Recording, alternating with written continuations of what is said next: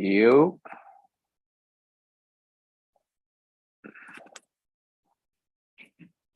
yo. You know the vibes. It's your man Don Bucks. Welcome to another episode of Cheef and Chart, brought to you by Rap and Dough, the home of money conversations. Welcome YouTube fam. Everybody out there in the world. This is episode Royal Haze. Wait for it. Wait for it. So, Rap and Dough, the home of money conversations and all that. This particular series, which we're creeping up on episode 100. 100. It's like 90 something, y'all. So we talking options trading, all the options plays, the nuance behind options. So yeah, if that's what you into, hit the like, subscribe, and notification bell. You know the vibes. You're closing the wealth gap, man. So that's what this series about, options trading. So I don't know if I'm gonna keep, come episode 100. I might have to move on to another topic because at this point, fam, we've been learning a lot. And like I said, this subtitle was Wait For It. And if you was tapped in yesterday, you probably know what I'm talking about. Because with options trading, if you're not the first timer, but if you are, options trading and anything in the stock market in regards to trading is probability based. Nothing is 100%. So I would stay away from trying to make predictions. What we do is say what the high chances of something happening is, not something is going to happen for sure. Because we got a lot of people on the internet that be making, predictions and thinking that that's the thing. And that's a false illusion that I don't want none of my people to say they got from Rap and Dough or Cheef and Chart. You can't predict the market. Nobody can 100%. And no trading strategy works 100%. Right?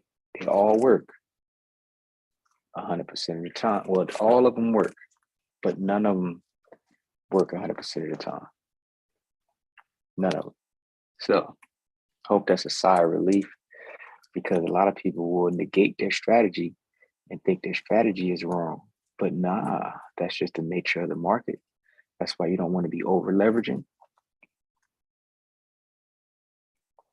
Right? Because if you're not over leveraging, it doesn't matter if you take a small loss because you're not using a lot of your account. Right? So that part. But yesterday, we said we was looking for a bounce because we got a momentum divergence going on. But before we get into that, I like to give a little spiel. My thing is, everything is supposed to be a stepping stone to the next thing, right? So master one thing, master this thing, and then move on to the next thing, right? First, you learn about stocks, and you learn about options, but you can't be all over the place. Try and do everything at once. Spread yourself too thin, right? I didn't get into the rental cars until I mastered and made money with options. But first, I started with learning what stocks were, right? I wasn't trying to learn stocks and learn options and rent cars all at the same time, right? So learn one thing first. Don't spread yourself thin. But like I said, we're creeping up on episode 100, and I hope y'all been getting a lot of value out of this because I've been dropping all the nuance that I can. Like I think I gave y'all more than the course. If y'all really been taking notes and practicing this stuff. All right, so let's get into the chart Um, we was expecting a bounce today, but we didn't get that bounce. It was kind of flat. Today was kind of flat, but guess what? Make the screen bigger. Now all we gotta do, boom. So this bar is today. This was yesterday when I was talking about a pin bar as support. I was expecting this to bounce today. It opened here. It opened somewhere around here. But as you can see, you can't even really see that bar. And when you see that, that means buyers and sellers were at an equilibrium because you can't even see any green or red. It's kind of didn't move today at all. Like it didn't budge. It just, well, it moved. It went here and it went here and then it stopped right in the middle, basically. So what I was looking for, or what we was looking for, was this not to close below the day before. So I was looking for it to not go below here. And it came down to it, but then it came back up. Right. So that means that the parameters are still intact. Right. A new high in the MACD that we're looking for, that's still intact. Now we're looking at the daily. So this is what the bar looked like for the day, but this was 6 hours of trading. So let's drop down into the trading time frame so you can see what happened today. So look, it kind of stayed here. So where was yesterday? Friday, should I say? Friday was here. All right, so the low of Friday was this red bar here. This was the low of Friday. Now today, as you can see here, Monday. So it opened here. It came down to the level and came back up.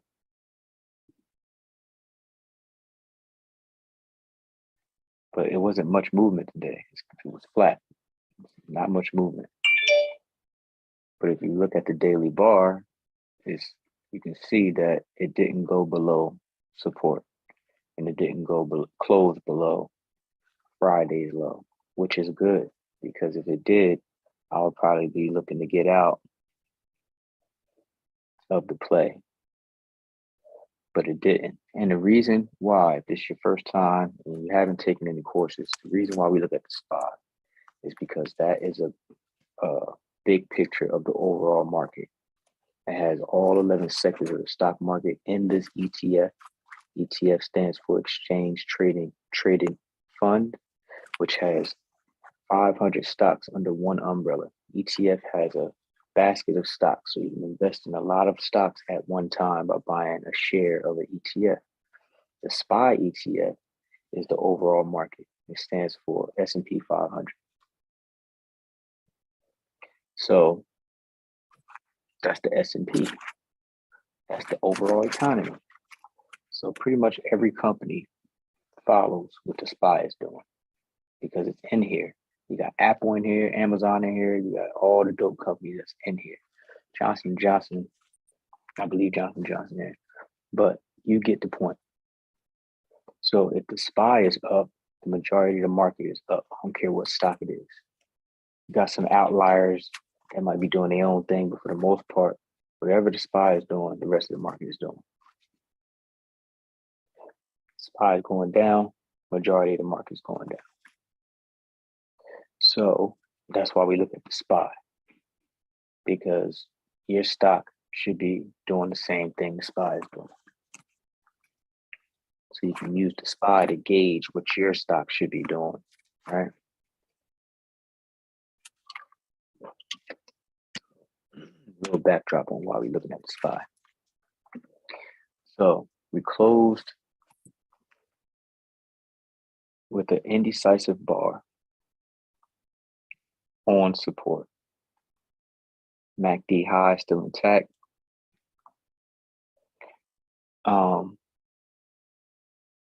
We're still.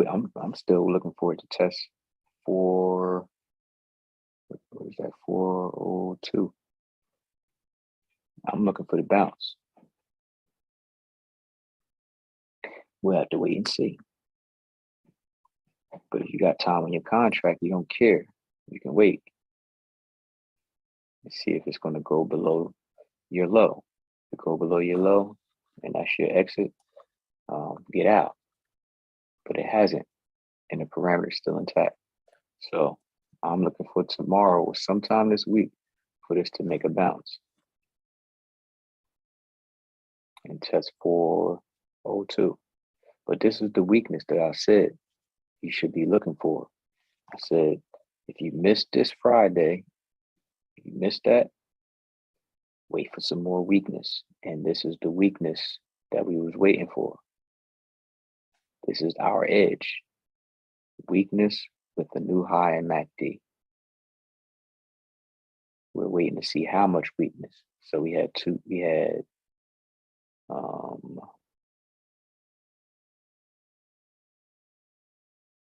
right, so today, yeah.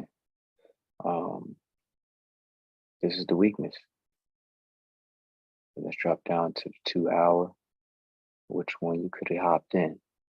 All right, so boom, we could have took this one or this one. All right, we're looking for weakness. So we would have took this red one or this red one. Of course, we put in time on our contract and we take our strike prices the next level up. So these are our entries. This is the weakness we are looking for. So with that being said, to recap, this is the weakness we was looking for. We know on this particular channel series, Don Bucks uses the momentum divergence strategy. That is my edge. I look for the momentum divergence, and I'm positioning in the daily price action using my trading time frame. So that is my edge. Very simplified, but if you study all my videos and you listen to what I just said, I use the momentum divergence system. I look for a new high in the MACD, and I wait for weakness in the price action in the daily. Then I'll get my entry. I'll find my entry, that weakness in my trading time frame. I'll exercise patience, wait for the weakness, and then I'll wait for it to turn green. Like, I can anticipate it turning green because we know what the parameters is. 3 bars in one direction, we can start looking for a pullback, a bounce. 3 or more bars and going up, we should be looking for a pullback. So we already know when we can anticipate it turning green if we're looking for, that position, that weakness in the strength to do calls, right? For example, if we're positioning for this new high in the MACD, we're waiting for the weakness. So we're like, okay, boom, 1, 2, 3. After this third bar in just the red in the down direction, we should be looking for a bounce. And lo and behold, look what happened. So look, after 3 or more bars in the upward direction, 1, 2, 3. Look what happened. It found resistance and came down. All right. So we can anticipate where this may stop. You might get another red bar, or it might just go sideways. It might get another one of these skinny bars tomorrow. Or we might get it selling extreme and come down here and shake somebody out and then it bounce. This is usually how I get people. It'll go to a selling extreme, it'll go down here, and people will be like, oh man, and they'll sell their position. Y'all following this mouse. It'll come down here, they position, but it'll go below and their emotions take control of them. Like, oh man, it went below my support. But you got to have these things in your mental Rolodex. 1, 2, 3. I should be looking for a bounce soon. And if you got time on your contract, you could wait this out and not be shook out of it. Because what'll happen is jokers will sell and then realize it's bouncing, and then they'll hop in and get on the other side of the trade, realizing they're on the wrong side. That's what increases all of this buying pressure, because all the people that was here positioned sold. So instead of selling, now they like, oh shit, I need to buy now. So know the parameters. Have patience. I was just having this conversation earlier. It's like the mechanics are simple. It's the psychological part that gets people every time. That's the part. That's the learning curve that people have to get past. Like, the mechanics is easy, but it's doing it in real time is the catch. You dig? Doing this shit in real time is the catch. It sounds simple, it looks easy, and like, oh man, connecting the dots, drawing lines. But doing it in real time is where the skill set comes in. All right. So tomorrow, I'm looking for some more weakness. Or maybe some more consolidation before a bounce. That's what I'm looking for. Yeah, I'm looking for either some more weakness or consolidation right here. I'm still waiting for the bounce personally, because it's consolidating. Consolidating meaning like trading sideways. Yeah. Still, like I said, the MACD high is still intact. So I'm waiting for the bounce. But if you're waiting for, if you're in it, you waiting for a bounce too. But if you're not in it, I'll wait for another red bar or 2 or 3, and make sure the MACD in my daily hasn't changed. Like, it's still a new high.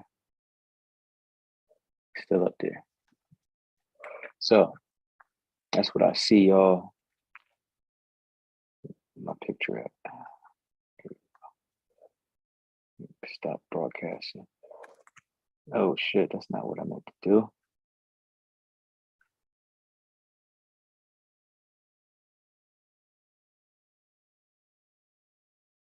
Oh yeah, that is what I meant to do.